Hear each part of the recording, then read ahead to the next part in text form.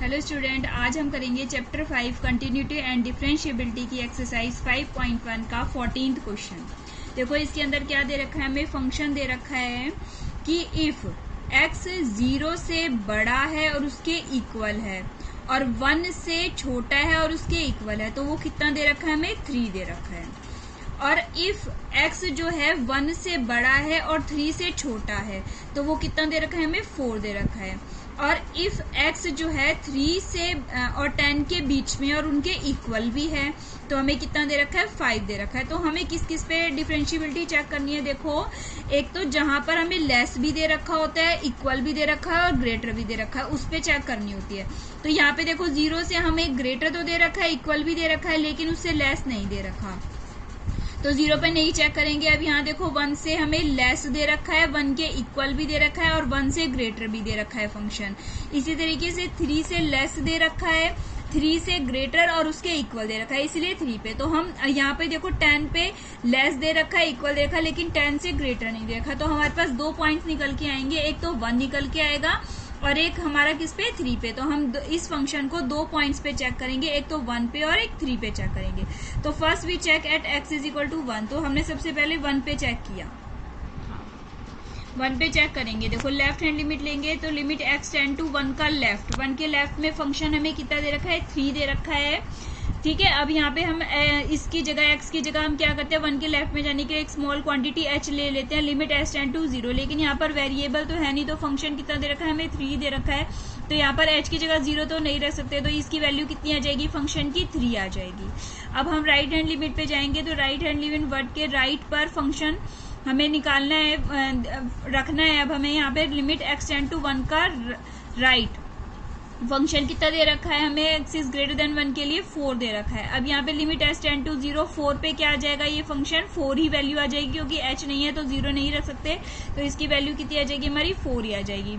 और at x is equal to 1 पे क्या दे रखा है, ये फंक्शन 3 दे रखा है। तो देखो left hand limit is not equal to right hand limit, तो function is not continuous at x is equal to 3 पर। तो ये फंक्शन कंटिन्यूअस ये फंक्शन जो है 1 पे कंटिन्यूअस नहीं हुआ, function is not continuous at x is equal to 1 पर। अब हम किस पे चेक करेंगे, देखो x इज इक्वल टू 3 पे चेक करेंगे।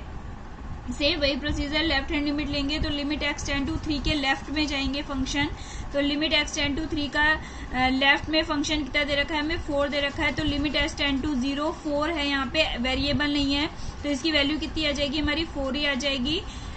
3 के राइट में जाएंगे राइट हैंड लिमिट में, तो फंक्शन कितना दे रखा है, हमें 5 दे रखा है, x है नहीं इसके अंदर, तो लिमिट s टेंड टू 0, तो इसकी वैल्यू कितनी आ जाएगी, हमारी 5 ही आ जाएगी।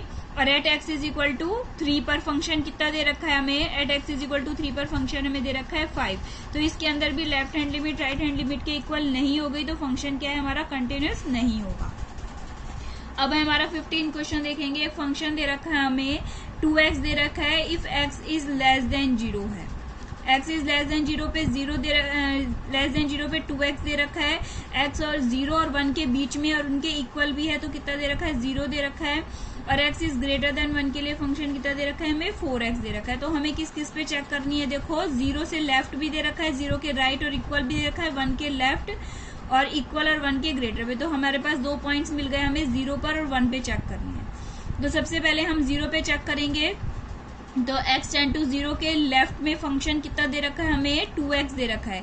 x की जगह अब हम लेफ्ट में जाएंगे तो 0 में कुछ माइनस कर दिए स्मॉल क्वांटिटी, तो 0 माइनस h हो जाएगी। h की जगह 0 पुट करेंगे तो 2 इंटू 0 करेंगे, कितनी वैल्यू हो जाएगी, 0। राइट हैंड लिमिट में x टेंड टू 0 के राइट में फंक्शन हमें कितना दे रखा है, 0 दे रखा है। तो हम इसमें 0 की जगह कुछ भी पुट कर सकते हैं, 0 प्लस h कर दिया हमने, तो h की जगह 0 रखेंगे तो फंक्शन की वैल्यू कितनी आ जाएगी, 0 ही आ जाएगी हमारी। और फंक्शन 0 पर कितना दे रखा है, 0 ही दे रखा है। तो left hand limit right hand limit और फंक्शन एट 0 पे, ये तीनों क्या हो गई, हमारी इक्वल हो गई, तो फंक्शन कैसा हो गया, हमारा कंटिन्यूअस आ गया। अब at x is equal to 1 पे देखेंगे, लेफ्ट हैंड लिमिट पे देखेंगे तो लिमिट x टेंड टू 1 का लेफ्ट पे जाएंगे, 1 के लेफ्ट में फंक्शन कितना दे रखा है, 0 दे रखा है, तो इसकी वैल्यू कितनी आ जाएगी, हमारी 0 ही आ जाएगी। राइट हैंड लिमिट 1 के राइट में फंक्शन कितना दे रखा है, हमें देखो फंक्शन 4x दे रखा है, तो 4x दे रखा है, 1 के राइट में दे रखा है, तो x की जगह हम क्या पुट कर देंगे, 1 प्लस में h कर देंगे, h की जगह 0 पुट करा तो हमारा क्या आ जाएगा, ये 4 आ जाएगा। और at x is equal to 1 पे फंक्शन क्या दे रखा है, 0 दे रखा है। तो इसमें लेफ्ट हैंड लिमिट जो है राइट हैंड लिमिट के इक्वल नहीं आई है, तो इसीलिए फंक्शन क्या हो जाएगा, कंटिन्यूस नहीं होगा at x is equal to 1 पर।